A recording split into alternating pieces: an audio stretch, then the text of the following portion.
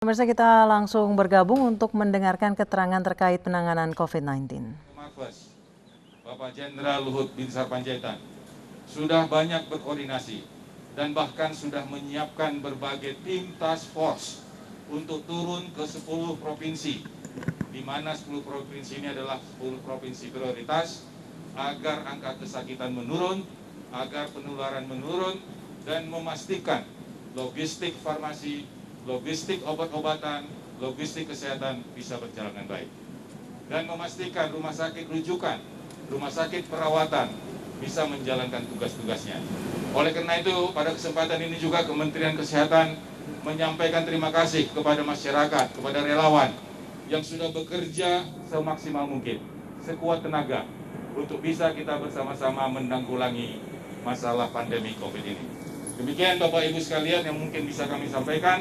Semoga melalui acara ini kita semua bergandengan tangan, bahu-membahu untuk menanggulangi COVID-19 ini.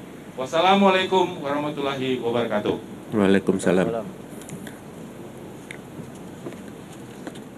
Terima kasih Dr. Alexander Ginting yang telah memberikan paparan kaitannya dengan kebijakan pemerintah dari Kementerian Kesehatan khususnya terhadap penanganan COVID.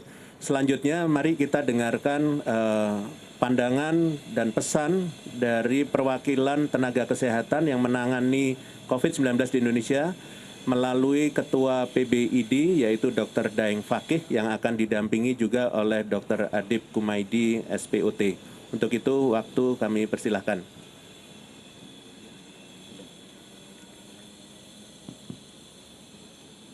Assalamualaikum warahmatullahi wabarakatuh. Waalaikumsalam. Selamat sore, salam sejahtera untuk kita semua. Saudara-saudara sekalian, kita tahu bahwa kasus di Indonesia masih terus meningkat. Bahkan 2 hari ini sudah menembus angka 5.000 per hari. Itu tandanya bahwa belum selesai kita memerangi COVID. Yang kedua, kasus kematian tenaga medis, khususnya dokter, sudah menyentuh angka 160 orang dokter telah gugur dalam penanganan COVID. Demikian juga kawan-kawan petugas kesehatan lain seperti perawat sudah di atas 100 orang. Bidan sudah di atas 20 orang. Apakah dengan gugurnya banyak petugas kesehatan ini kami mundur? Jawabannya pasti tidak. Kami tidak akan pernah mundur. Tadi dokter-dokter mengatakan sudah 7 bulan bertahan dan mereka tidak akan pernah mundur. Karena apa? Karena sumpahnya sebagai petugas kesehatan. Itu memang kita ingin mendedikasikan tugas kita untuk pengabdian kepada kemanusiaan. Dan di era pandemi COVID sekarang ini, rakyat kita sangat membutuhkan kehadiran petugas kesehatan. Meskipun kami banyak gugur, kami tidak akan pantang menyerah dan tidak akan mundur.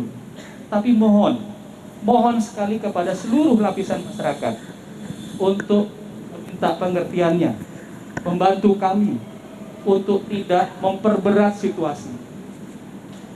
Kami mohon, sekali lagi mohon, untuk tidak memperberat situasi, tidak menambah kasus lebih besar, tidak menambah penularan ke petugas kesehatan lebih banyak, dan tidak menambah angka gugurnya petugas kesehatan juga lebih banyak.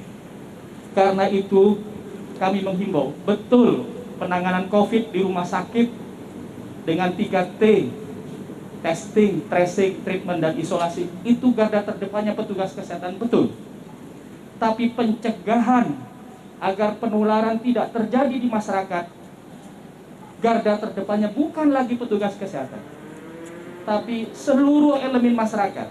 Oleh karena itu, mohon sekali lagi, seluruh elemen masyarakat bersama-sama bergotong royong menerapkan perang semesta terhadap COVID-19 dengan bersama-sama mencegah untuk tidak tertular. Itu yang paling penting bagi kami, mencegah untuk tidak tertular.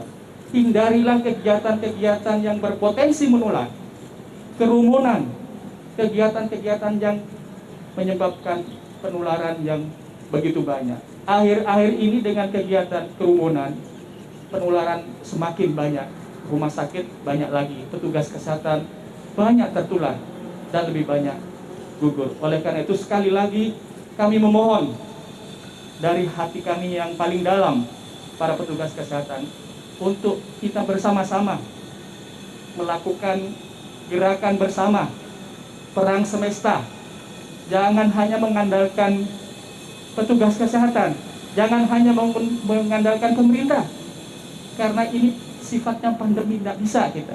Harus seluruh lapisan masyarakat, kesadaran kita untuk menerapkan protokol kesehatan supaya kita terhindar dari tertularnya COVID-19. Mungkin untuk lebih detail data petugas kesehatan sekarang kondisinya seperti apa, saya mempersilakan Dr. Adib Kumaydi untuk menjelaskan. Terima kasih. Assalamualaikum warahmatullahi wabarakatuh. Menambahkan dari apa yang tadi disampaikan oleh Ketua Umum PPID. Jadi perlu kami laporkan bahwa saat ini tadi yang disampaikan per data 10 November 159 dokter.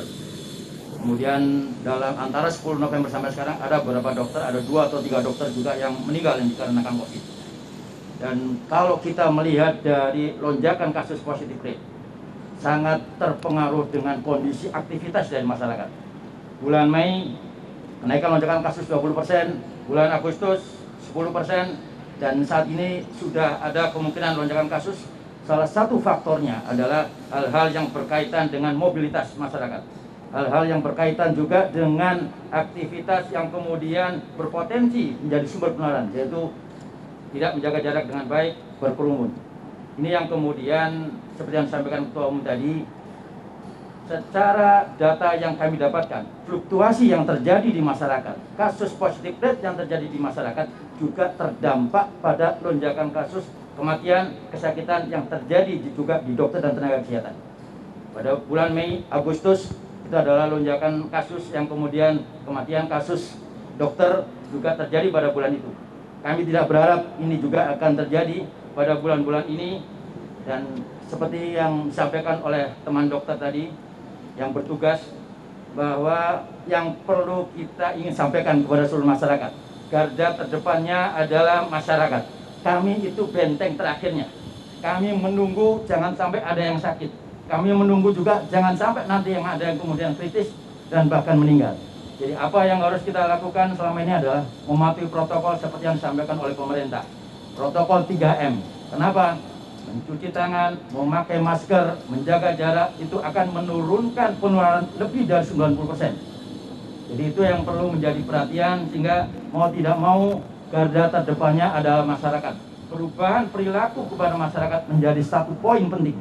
Dan ini yang selalu disampaikan oleh pemerintah, Satgas, dan Kementerian Kesehatan, dan semuanya saya kira selalu menyampaikan bahwa garda terdepannya adalah masyarakat. Perubahan perilaku masyarakat terkait dengan adaptasi kehidupan baru ini menjadi penting, sehingga hal-hal yang berkaitan dengan potensi-potensi yang menjadi sumber penularan tolong itu bisa dihindari. Dan selama ini juga dengan kondisi yang kemudian kita patuhi protokol, lonjakan kasus turun. Tapi kalau kemudian kita tidak mematuhi protokol, maka kita akan dihadapkan dengan satu kondisi lonjakan kasus meningkat, resiko yang terjadi pada tenaga kesehatan, tenaga medis juga akan meningkat. Dan kami tidak berharap bahwa kita kalah dengan COVID ini. Kita harus menang dengan COVID ini. Terima kasih.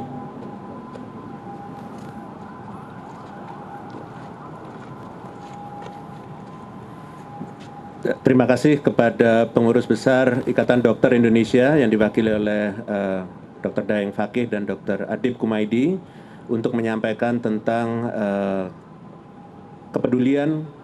permintaan kepedulian masyarakat terhadap peran tenaga kesehatan yang menjaga kesehatan masyarakat.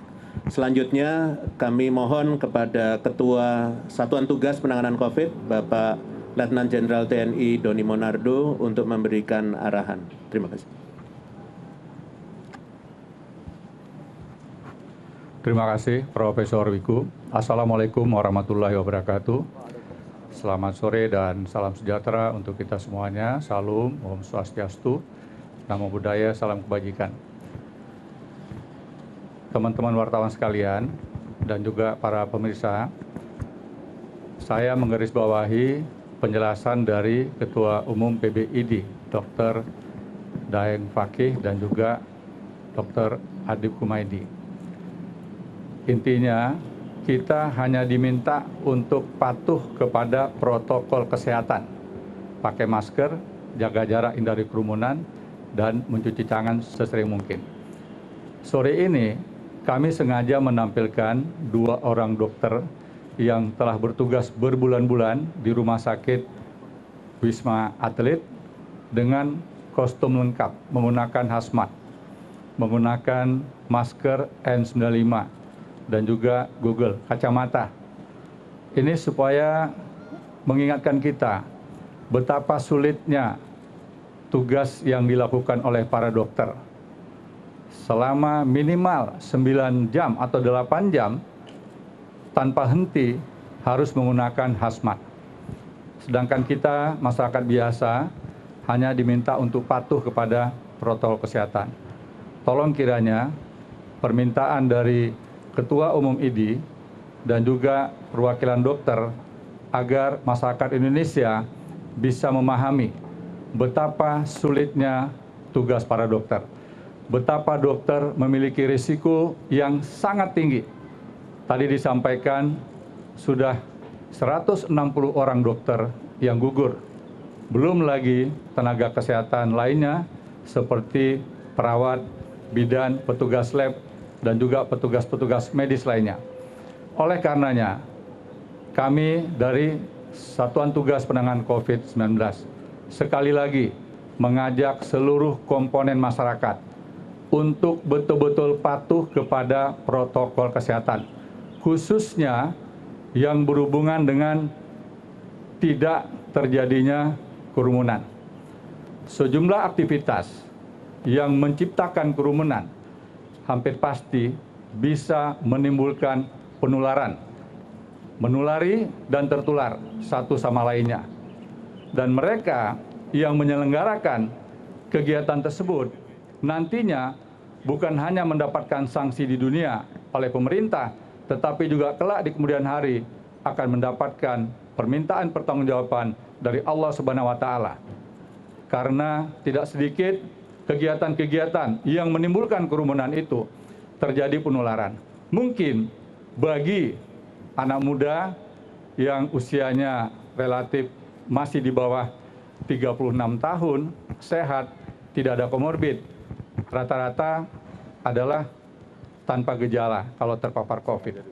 Namun ketika mereka kembali ke rumah, ketemu dengan orang-orang yang dicintai, ketemu dengan saudara-saudaranya yang lain yang punya komorbid, usianya sudah lanjut, maka risikonya akan menjadi sangat fatal.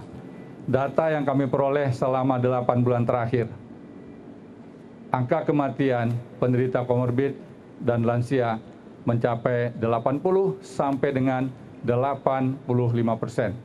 Sebuah angka yang sangat tinggi. Di satu sisi, seluruh komponen telah bekerja keras untuk meningkatkan angka kesembuhan. Tadi dijelaskan sudah mendekati 83%. Sebuah prestasi yang sangat baik yang perlu kita hargai. Mengingat banyak negara di dunia saat ini kasusnya mengalami peningkatan dan tentunya juga diimbangi dengan angka kematian. Kami sekali lagi selalu menyampaikan pesan-pesan kepada seluruh komponen, terutama para pimpinan yang ada di daerah yang telah bekerja sama dalam beberapa bulan terakhir dalam pengendalian COVID ini. Kemudian yang kedua, pemirsa sekalian, keberhasilan seluruh komponen dalam mengendalikan kasus COVID di tanah air yang tadi dijelaskan oleh dokter tugas sempat menempati posisi yang relatif rendah, ini harus kita jaga dan ini harus kita pertahankan. Namun dalam 2 minggu terakhir ini, angka kasus mengalami peningkatan, terutama di ruang isolasi yang semula 32%, saat ini naik ke posisi 53%. Demikian juga ruang ICU di Rumah Sakit Rujukan Jakarta sebanyak 98 rumah sakit. posisi sekarang berada pada angka terisi 68%. Sempat pada periode September yang lalu berada pada posisi 83%. Dan tentunya kita berharap bahwa ruangan-ruangan ICU ini, termasuk juga ruang isolasi, tidak boleh penuh. Satu hal yang perlu kita lakukan adalah meningkatkan disiplin kolektif, meningkatkan kesadaran kolektif untuk tidak melakukan berbagai macam acara yang dapat menimbulkan kerumunan. Sekali lagi, semua aktivitas yang berhubungan dengan timbulnya kerumunan, tolong untuk dihindari. Dan kami juga mengajak kepada seluruh keluarga besar bangsa Indonesia untuk mengingatkan keluarga kita satu sama lainnya agar jangan menghadiri acara-acara yang menimbulkan kerumunan. Ini hal yang sangat sulit. Dari data yang kami peroleh, peningkatan menggunakan masker sudah sangat bagus, termasuk juga cuci tangan. Tetapi jaga jarak dan menghindari kerumunan ini masih belum optimal. Oleh karenanya, sekali lagi, seluruh pihak dimanapun berada untuk tidak menyelenggarakan acara-acara yang dapat menimbulkan kerumunan, karena potensi tertular COVID pasti akan semakin tinggi. Dan ini nantinya akan menyulitkan kita semua. Kita bersyukur bangsa kita masih bisa dalam proses pengendalian yang cukup baik dibandingkan dengan sejumlah negara. Tolong ini kita jaga. Pemerintah tidak mungkin bisa bekerja sendirian. Pemerintah butuh bantuan dari segenap komponen masyarakat, utamanya tokoh-tokoh agama yang kiranya bisa menjadi suri toladan untuk bisa mengingatkan masyarakat kita bahwa selama pandemi ini masih berlangsung, maka kita harus bisa menghindari adanya kerumunan. Sekali lagi, menghindari kerumunan adalah modal yang harus kita kumandangkan setiap saat. Kita tidak tahu kapan COVID ini akan berakhir, bisa lebih lama lagi. Dan kita harus punya stamina untuk menghadapi ini semuanya. Dan kita juga bermohon kepada Allah SWT, Tuhan yang Maha Kuasa, agar kita diberikan kesabaran untuk bisa menghadapi ini. Sehingga kita tidak mudah terpancing menghadiri acara-acara yang menimbulkan kerumunan. Sekali lagi kepada semua pihak yang masih menyelenggarakan acara-acara yang menimbulkan kerumunan, secara tidak langsung telah mengancam keselamatan jiwa orang per orang, termasuk keluarga-keluarga mereka, tanpa kita sadari. Ibaratnya ada 1-2 orang yang terpapar COVID, kita pun tidak sadar ketika itu bertemu mereka di tempat umum, kita pun bisa terpapar dan tertular. Sekali lagi, butuh kerjasama, butuh kesadaran, baik kesadaran pribadi maupun kesadaran kolektif. Menghadapi COVID ini tidak bisa sendirian. Kita disiplin saja, tetapi orang di sekitar kita tidak disiplin, tidak ada gunanya. Karena bisa jadi orang yang ada di sekitar kita pun dapat menulari kita. Selanjutnya, saya selaku Ketua Satgas Penanganan COVID-19 menyampaikan apresiasi dan ucapan terima kasih kepada Gubernur DKI, Bapak Anies Baswedan, yang telah mengambil langkah-langkah terukur terhadap adanya pelanggaran dari suatu kegiatan yang diselenggarakan di Petamburan. Gubernur Anies telah mengirimkan tim yang dipimpin oleh Kasatpol PP untuk menyampaikan surat denda administrasi sejumlah 50 juta rupiah kepada panitia yang menyelenggarakan acara tersebut. Denda ini adalah denda tertinggi, dan apabila di kemudian hari masih terulang kembali, menurut Gubernur Anies, denda tersebut akan dilipat gandakan menjadi 100 juta rupiah. Kemudian juga kami memberikan apresiasi kepada tim Satgas DKI yang juga tidak pandang bulu terhadap mereka yang melakukan pelanggaran terhadap protokol kesehatan, terutama yang tidak menggunakan masker pada acara yang diselenggarakan pada malam hari di Petamburan. Dengan memberikan sanksi kepada 17 orang dan juga memberikan sanksi fisik kepada 19 orang. Untuk yang 17 orang dikenai sanksi denda sehingga dana yang diterima oleh Satpol PP DKI sebesar 1,5 juta rupiah. Kemudian kami juga telah berupaya dengan Bapak Gubernur untuk berkoordinasi setiap saat. Gubernur telah menyampaikan himbauan secara lisan, diikuti oleh himbauan secara tertulis. Dan tadi malam tim Satpol PP pun telah menggelar lebih dari 200 personel untuk melihat kondisi yang ada di lapangan. Sehingga tadi pagi tim gabungan Satpol PP mengambil keputusan terjadi pelanggaran terhadap protokol kesehatan.